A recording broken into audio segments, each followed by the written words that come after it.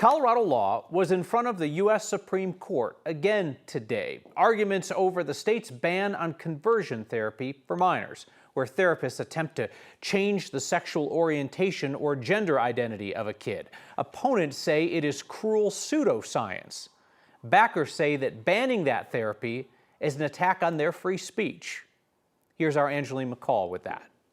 6 years ago, this bill made it into law, and today it made it to the Supreme Court with arguments from both sides. This law prophylactically bans voluntary conversations, censoring widely held views, because that treatment does not work and carries great risk of harm.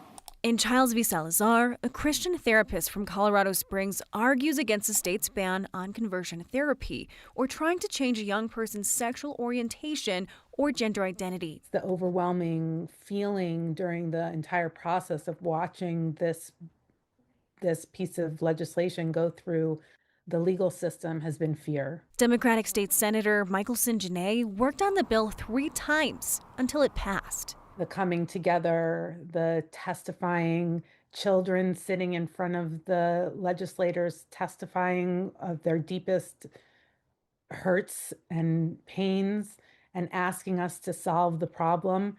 And we did. And now to have it potentially turned over, it's unspeakable. LGBTQ advocacy organization One Colorado lobbied for the law, sharing research that shows youth who undergo conversion therapy are twice as likely to attempt suicide.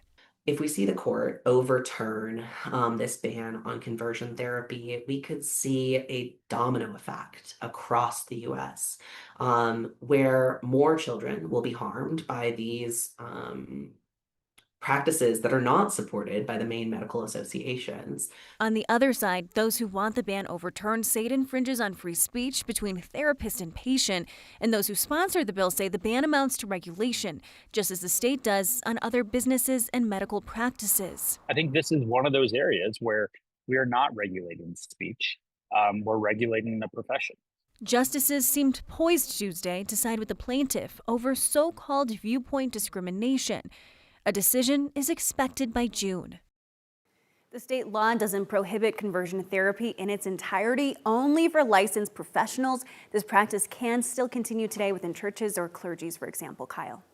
I mean, I'm curious. I haven't ever heard of this law being enforced, right? I've never heard of a therapist like facing some kind of sanction for doing this. No, and in fact, one of the justices, Sotomayor, she actually mentioned how unusual it is to see a case at the Supreme Court level when there has been not one enforcement action due to a bill, and we have not seen that in the 6 years that this has been on the books. Well, this is the third prominent case involving free speech and religious rights out of Colorado to go to the court, and it doesn't look like this one's headed Colorado's way either. Angeline McCall, thank you.